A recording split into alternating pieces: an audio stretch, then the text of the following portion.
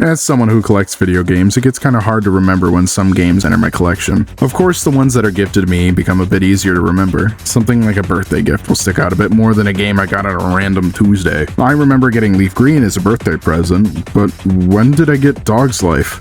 No, seriously, where the hell did this come from? One game I distinctly remember finally getting was Hot Wheels World Race, specifically on the PS2. For some reason, I had a really hard time finding this game for the PlayStation 2. It's not like it was super old by the time I wanted it just eluded me. I had the PC version of the game, but just with the nature of gaming for me at the time, having it on console would have been so much easier.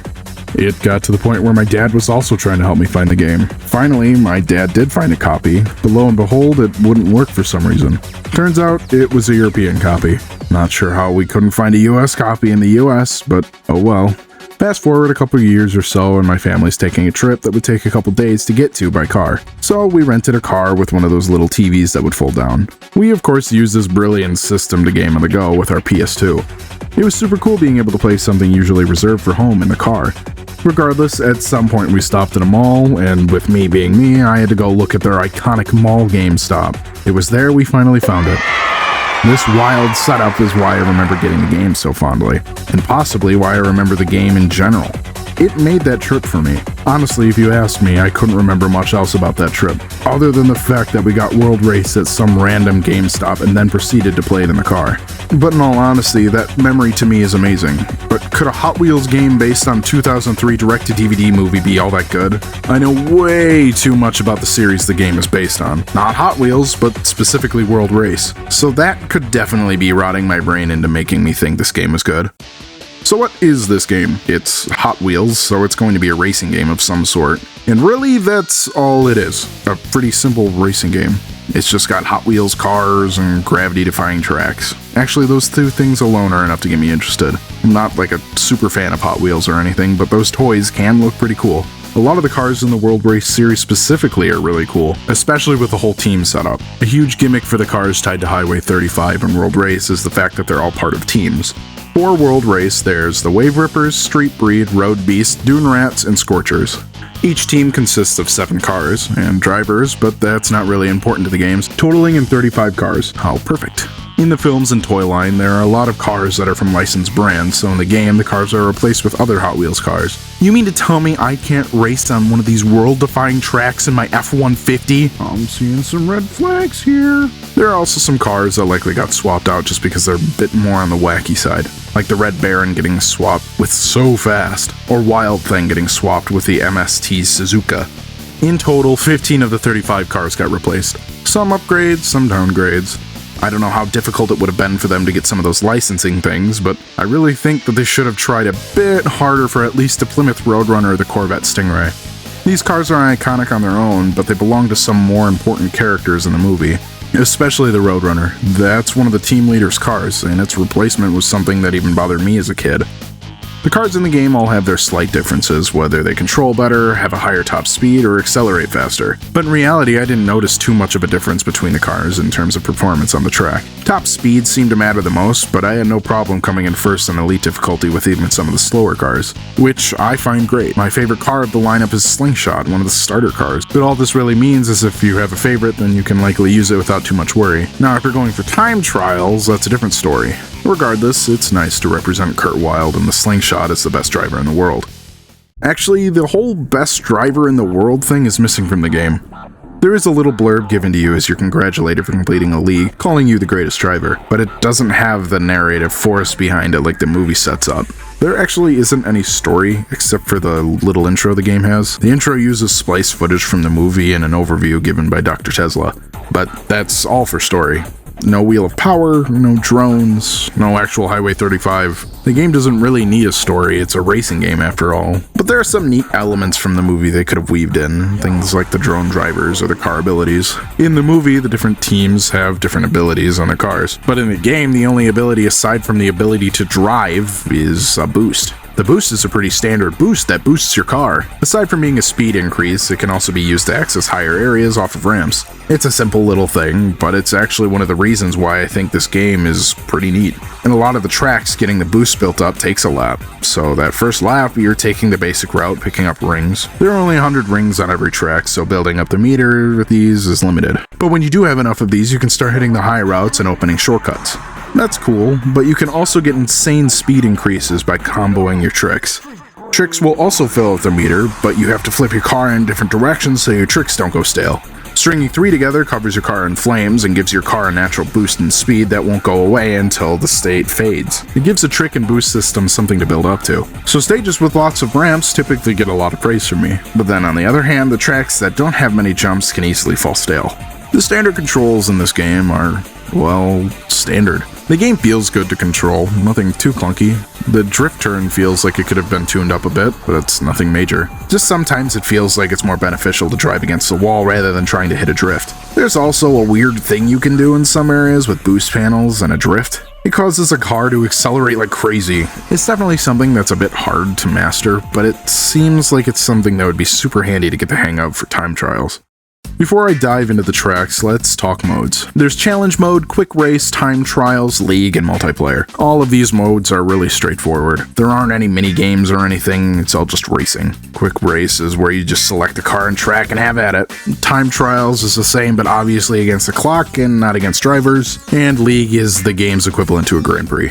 The different ranks in league mode all correspond with difficulty and how many races there will be. There's an endurance factor to league mode, forcing you to keep enough points to stay in the races. So if you build enough points, you can risk coming in lower places for a race or two. Challenge mode is just a tutorial. It teaches you the basics and goes pretty quick. It's actually a really nice and easy way to learn the game, but calling it challenge mode is sort of misleading. You'll also notice the loading screens have other notes about gameplay that aren't mentioned in challenge mode. There's quite the variety of loading screens, all going over details about the gameplay, like how you unlock more tracks, tips on tricks, etc. My big gripe with these is how they look. The actual displays are really easy to read, which is great to have something for when you're only going to be looking at the screen while the game loads. The top right will say what the notes are on, like this one unlocking cars.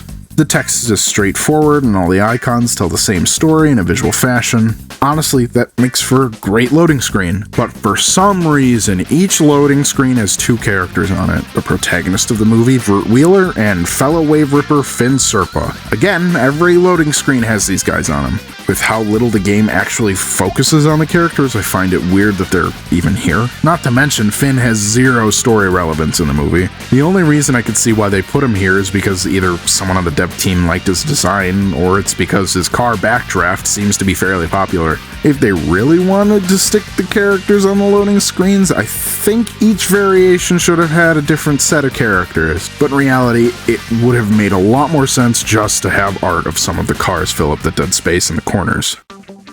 With modes out of the way, let's talk tracks. There are 15 total tracks in the game, most of which sort of come in a pair with 2 tracks per theme. This excludes Tesla's Cube, the track used in challenge mode and as the starting point of League. The actual design of these tracks is sort of impressive. There's a notable lack of influence from the movie, so a lot of this is pretty original feeling. In the movie, there were 4 legs to the world race. The themes used in the movie were volcano, jungle, desert, and ice, but the game also includes space, sky, and water. Major shout out to the space and water theme tracks. The space tracks may be a bit on the basic side as they are earlier tracks than the League, but they incorporate so much color to the background. Then the water stages crank it up to 11 with sunken cities and massive ships. Even the themes that are overlapping from the film have totally different vibes, including a lot of structures and buildings that are not present in the movie at all. For example, the ice leg in the movie technically has city elements at the very end of the track, but Ice City and Glacier Edge from the game incorporate buildings into the track that make these tracks more interesting than a simple iceberg.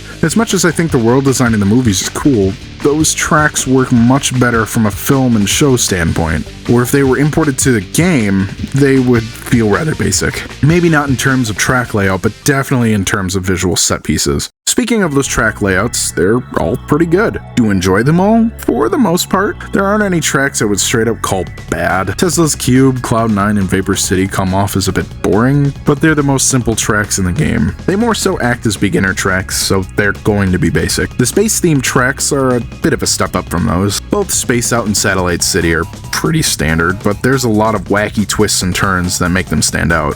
Miss Mountain is the first of the really interesting tracks. The ramps and turns get a bit more tricky to deal with and require a bit of braking here and there, and if we continue to look down the list in league order, the rest of the tracks are all pretty good. All of these tracks will test your abilities to react quickly by having sharp turns, sudden track splits, multiple ramps in a row, or perspective shifts. There is a lot of gravity-defying sections on these tracks, and it's not just massive jumps or big loops. There are a lot of parts where you will be driving straight up or even upside down. Lava twists and Egyptian dunes in particular are the tracks that get a bit nuts with the gravity. All of these tracks really have personality and honestly make this game a lot more than just a movie tie-in game. There are a lot of parts of this game where it feels like they cut corners in terms of presentation, but these tracks really don't fail to impress. Yeah, I've got some bones to pick with the beginner tracks, but that won't stop me from being genuinely impressed by something like Vast Jungle or Submerged City. And hey, here's a quick tier list for those interested. And I did put it in order. So Submerged City is my favorite, and Tesla's Cube is my least. And here's one for the cars too. It's pretty in line with how I feel about the movie selection of cars, just with some minor adjustments due to the cars that got swapped out. Not to dwell on the cars for more than I already have, but taking another look at things, it's kind of impressive to see some of these cars still being reused today. It's a really strong lineup of cars. Maybe a little too many trucks. Trucks have never really been that neat to me, so my opinion might be a little swayed. So, by proxy, Dune Rats kind of fall as my least favorite team. Can't really say I have too much of a favorite team, but the variety that Street Breed and Road Beast have has me bouncing between those two teams the most when picking my car. With 35 proper cars on the roster, it can be a little bit of a letdown that there are only 6 cars on the track at a time. I get the game couldn't handle all 35, as cool as that would be, but I feel like 8 or 10 would have been a better goal. With 6, we do at least get 1 car from each team, not including the car the player picks. But that doesn't really matter when everyone drives in single file. For the most part, the computers will stick to a strict pathing, which is usually a lineup of cars driving in the middle of the road. They will brake sometimes when going over ramps or splits in the track, but it's super lame that their AI isn't a bit more dynamic. This is probably the one biggest flaw with the game. Computers can still put up a challenge, but they're just boring to race against. You may have noticed this by now, but there is a really neat detail about the cars and their lights. If you look behind at any point while racing, you'll see their headlights giving a nice indicator of where the other drivers are. But when tailing behind other cars, their rear lights match the colors of their team. It's not anything important, but I think it looks really cool. There are actually 2 hidden cars that aren't part of the main roster. Well, they are. They're just different paint jobs for 2 of the cars. There's the black paint job for Slingshot that gives it the clip organization look from the movie. Then there's the special look for Super Tuned, a Smash Mouth look. Neat, I guess. Smash Mouth did the main theme for the movie, and that song does play at the opening of the game, so it's not that weird, I suppose. A bit goofy for sure, but I'll never knock a game for having secrets like this. Smash Mouth's Hot is not the only song that comes out from the movies. Each team has a theme in the movie, and in the game, those themes play on the stages that are similar to the themes of the cars. Volcano gets Scorchers, Jungle Road Beasts, etc. Tesla's Cube, the Space theme, and the Sky theme all have unique themes that are new in this game. All of these songs are actually pretty good, and naturally fit in their respective tracks. A bit of a shame this game didn't get a sequel with the AcceleRacers movies. Those world designs are much better than the ones in World Race, so seeing those adapted in a similar way to how this game handled the tracks would be super cool. That, and there's a larger variety of vehicles to use, like motorcycles, and the team aesthetics are much more varied. It does seem like there was a game plan for that series, that eventually became Hot Wheels Ultimate Racing on the PSP, but that fell through somewhere. There are a ton of Hot Wheels games, it only makes sense. With it being such a big brand name, it feels no different than LEGO getting games based on its stuff, even if the quality is a little bit lesser than some of the LEGO games. But if you really want more World Race, there's quite a bit of options. There is a Game Boy Advance version of Hot Wheels World Race, and much like most GBA games that share the name with a console game, it's really a totally different game with a similar appeal. World Race on GBA is more similar in style to the SNES and GBA F-Zero games, just with power-ups and noticeably lower amount of quality. The cars look decent, and it's not the worst controlling game ever, but you can tell just by looking at the menus. They really didn't give it their all developing this one. They even got Kadim's car wrong. His car is Crazy Eights. This is Seared Tuner, Tony Berry's replacement car because the copyrights took away her Toyota. If you want something more akin to the actual gameplay of World Race, there is the next Hot Wheels game, Stunt Track Challenge. There are a lot of reused elements like sound effects and cars, but the races control fairly similar to World Race. Only thing with this game is that there are more than just races. There's a bunch of different challenges that make up the game, so races are only a portion of it. That, and the announcer is insufferable. Hot Wheels Unleashed has some cars from both World Race and AcceleRacers, and Unleashed 2 has a set of DLC that has tracks that are in the Acceledrome from AcceleRacers. The representation in these games is nice, but to be honest, they get stale kinda quick. The first game felt extremely predatory with its overpriced DLC, and the gameplay got stale. Sure, the physics of these games give some flair, but the whole toy aesthetic can only go so far. A large appeal from World Race were those in-depth and otherworldly tracks. Nothing felt outright toy-esque, aside from maybe the car designs. The last game I want to shout out here isn't exactly a World Race themed game, and it has nothing to do with Hot Wheels in general, at least without some workshop influence. I'm talking about Distance. This game rocks. It's super fast-paced with all sorts of in-depth mechanics like flight, tricks, a boost gauge, and a damage system that's super satisfying to watch in action. The community has done so much in terms of expanding this game into the World Race world. Mods allow you to have cars from World Race, and the workshop has some amazing renditions of the tracks from the movies. I mentioned before I didn't think the tracks would work super well in a game, but that's more so regarding a standard racing game. Distance is more about time trials and endurance, so they absolutely work perfectly for this game. My fond memories of getting the game are fairly justified, I'd say. It was an interesting experience, and the game itself is more than what I would expect from a Hot Wheels game of the time. If there's one thing I can say about the World Race game itself, it's that it's actually really good. Wow, shocker there. World Race fan says World Race is good, but it is. It's simple enough to pick up and put down without too much thought. A playthrough of Elite League is about an hour, so that's not awful just for a quick racing game session. And after unlocking all the races, it's fun to just go back and try and get some good times with your favorite tracks. There's just some weird choices with the loading screen and some other elements outside of the actual races. Like, what's up with this cover art? The backdrop is definitely more inspired by the movies, and the car choices are just odd. Yeah, Diora 2 is one of the most popular cars from this series, but why on earth did they put Power Rocket and Twin Mill here? That's two Road Beast cars, and neither of them are prevalent in the movie. Nitpicking again, I know. This game really does feel like an instance of a pretty good game kinda getting pushed to the side because it's not something that naturally appeals to everyone. Hot Wheels is more of a kid's thing, and being able to tell someone all of the World Race and AcceleRacers lore is probably a federal offense. So it doesn't surprise me more people don't know about this game.